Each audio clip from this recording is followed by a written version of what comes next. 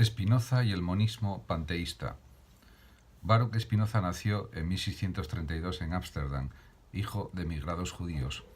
Holanda era entonces el país de la tolerancia, acogía a disidentes de todos los países y contaba con una comunidad judía muy activa intelectualmente.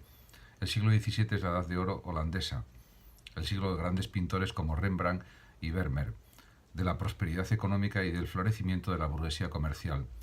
Spinoza es educado en los principios del judaísmo, pero sus lecturas de física y de las obras de Hobbes y Descartes le apartan de la ortodoxia judía y pronto, en 1656, es excomulgado y expulsado de la sinagoga. Frecuenta los círculos librepensadores, sus obras empiezan a circular clandestinamente y se extiende rápidamente la fama de que es ateo y libertino. Spinoza es un gran pensador racionalista. Descartes había dejado abierto el problema de la comunicación de las sustancias, al oponer la necesidad de la naturaleza y la libertad humana.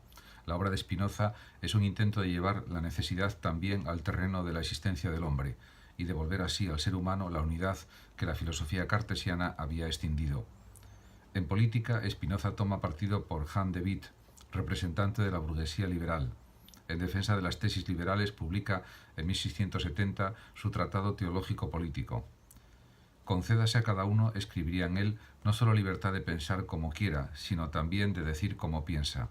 El libro provoca el escándalo y la condena de protestantes y católicos. Para entonces Spinoza lleva años trabajando en su obra fundamental, Ética demostrada según el orden geométrico, que desde 1674 circuló manuscrita para evitar que fuera condenada y que sólo sería publicada después de su muerte, junto con un tratado político inacabado y otras obras póstumas. En 1677, a la edad de 44 años, Spinoza muere de tuberculosis. Su nombre se verá asociado durante mucho tiempo al ateísmo, hasta que los filósofos de la Ilustración lo rescaten como símbolo de la libertad de pensamiento. Dios o la naturaleza. El punto de partida es la interpretación del concepto cartesiano de sustancia, llevado a sus últimas consecuencias. Aquello que no necesita de ninguna otra cosa para existir solo puede en sentido estricto aplicarse a Dios, única sustancia que Spinoza reconoce y a la que quedan reducidos la naturaleza y el hombre, Dios o la sustancia o la naturaleza, Deus sigue substancia sigue natura. Mientras en Descartes el cogito precede a la existencia de Dios, a la que se llega después de un proceso de deducción, Dios es para Spinoza el primer principio intuitivo del que deben deducirse todos los demás conocimientos. Dios es la sustancia única, causa de sí misma, infinita, dotada de infinitos atributos. De estos atributos solo conocemos dos, el pensamiento y la extensión.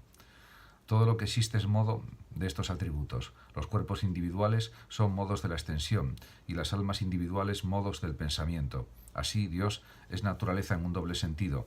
Es la sustancia misma, causa de todo lo que existe, natura naturans, y es también lo creado, las manifestaciones particulares de la sustancia, los modos, natura naturata, de manera que todo es Dios y nada existe fuera de Dios. Todo lo que existe deriva, pues, de Dios, pero no por una acción creadora voluntaria, sino por necesidad. En Dios se identifican potencia y esencia, y todo lo que Dios puede existe necesariamente y no puede ser distinto de lo que es. El orden del mundo es, por tanto, un orden necesario, y esa necesidad afecta por igual al hombre que a la naturaleza. No hay lugar, en consecuencia, para las causas finales.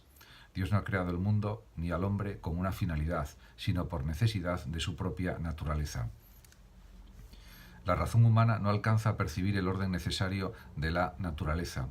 Cuando consideramos algún hecho natural como absurdo o malo, es porque ignoramos las leyes de la naturaleza universal y juzgamos solo desde nuestra propia naturaleza humana.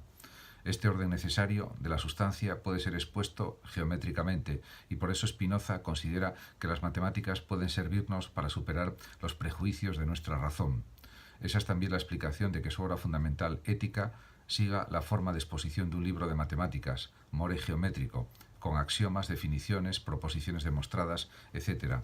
De este planteamiento del concepto de sustancia se deducen las características que definen el racionalismo de Spinoza.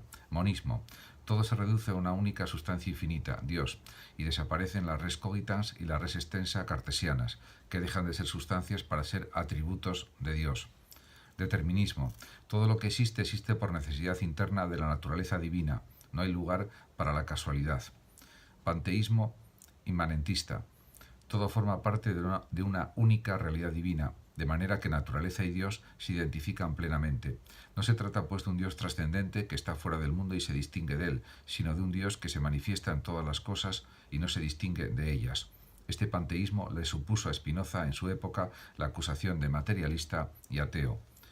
La consecuencia del orden geométrico necesario descrito por Spinoza es un paralelismo exacto entre los dos atributos que el entendimiento humano conoce de la sustancia única, pensamiento y extensión, que no son cosas distintas, sino dos maneras diferentes de percibir lo mismo. Dice Spinoza en su Ética que el orden y el nexo de las ideas es el mismo que el orden y el nexo de las cosas. Entre las ideas existen nexos causales, una idea es causa de otra idea, y entre los cuerpos también, un cuerpo es causa de otro cuerpo, pero las ideas no son causa de los cuerpos ni viceversa. No hay pues comunicación entre mentes y cuerpos, pero sí correspondencia. La causalidad entre los cuerpos se corresponde con la deducción de ideas, de manera que todo lo que existe puede ser pensado por la razón y a cada cosa corresponde una idea. Esto explica el caso peculiar del ser humano, que es cuerpo y alma, es decir, producto de los dos atributos, pensamiento y extensión.